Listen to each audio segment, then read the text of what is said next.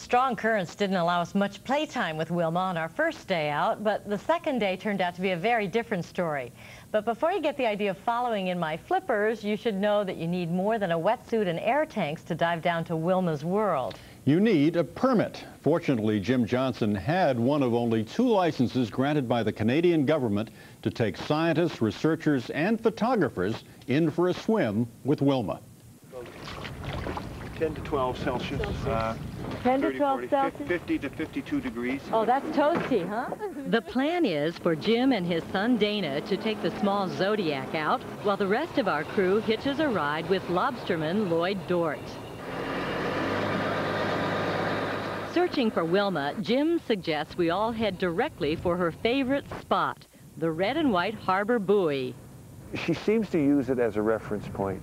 She'll go to the buoy and she generally rests. She's had enough to eat, she's had enough frolicking for the day, so she goes over to her buoy. Wilma has a very special relationship with the buoy. Some say it's a kind of mother surrogate for her. I inspect the buoy and find out it's got Wilma's favorite things, a thick covering of kelp and an anchor chain that clanks. I've noticed that if you're down around that buoy diving and you touch the chain, which I have, she has struck me on the right wrist really hard.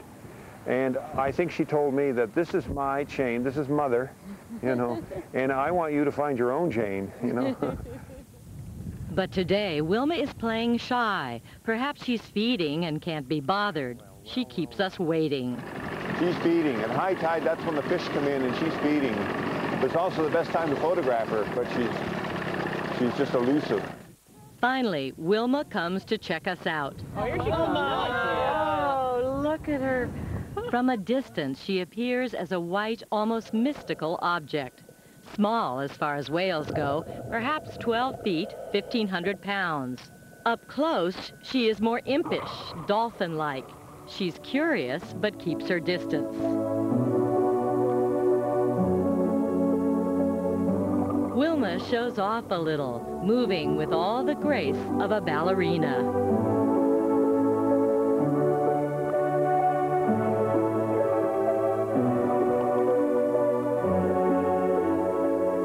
I get Wilma's undivided attention with a game of Watch the Kelp. Belugas are the only whales that can move their necks as far. She has a more human appearance because of that, whereas normally a lot of whales are just these big things. Most whales are like this. They can't turn their necks and they can't bend their heads down, but a beluga has a very articulate neck. It can look side to side and it can look up and down, and you'll see sometimes Wilma will come up in the water straight, but then she'll bend her head around and look. Wilma is right underneath of us here. From time to time, we clamber out of the chill Nova Scotia waters to warm up. But each time, Wilma comes back as if to say, "Where are you going? Come and play."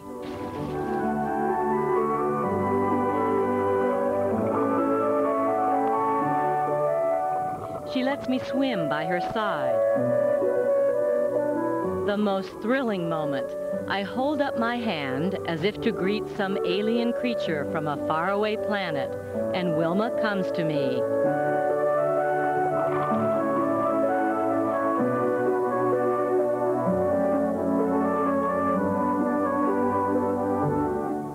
Question, how can you fall in love with a whale? Answer, easy.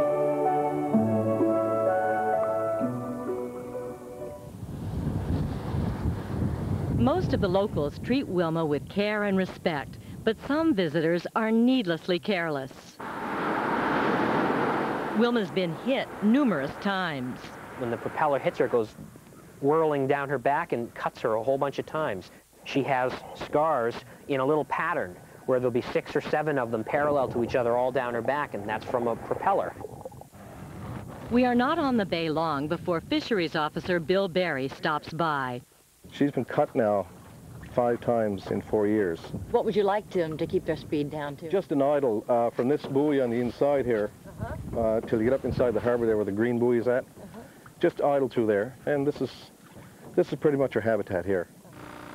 The fisheries officer has only been gone a few minutes when we see exactly what he's talking about. Though Wilma is in the immediate area, a speeding boat loaded with tourists races out to see her. We have no concern whatsoever. That's why all the lacerations are on her back. No one really cares. No one cares. So do you find there, Dana, are there two types of people when they come through here? Some are respectful of Wilma and some are not? Some are respectful of her and some are definitely not. There's some people here are here for a biological reason and some other people here just for a financial reason. For many, Wilma means much-needed tourist dollars for this town. Lloyd Hines runs the Belmont Resort and Golf Club. From here, tour boats depart to see Wilma. Lloyd sees her as money in the bank. And they're not after the theme park experience. They're after the Wilma experience. And to have that kind of natural experience, and Barry, how much would it cost to reconstruct what's going on out there if you wanted to design that and build it? Could you put a number on it? You couldn't do it. There's no amount of money that would do it. But Jim Johnson, who perhaps loves Wilma best of all, hopes the little beluga finds her own happiness someday, wherever it may be. If she left, I think there'd be a lot of sad people, but there'd be a lot of happy people knowing that likely she is safe, and that would be great because then she would go off maybe to raise her own family. It's okay. It's okay. But it would be like losing a friend.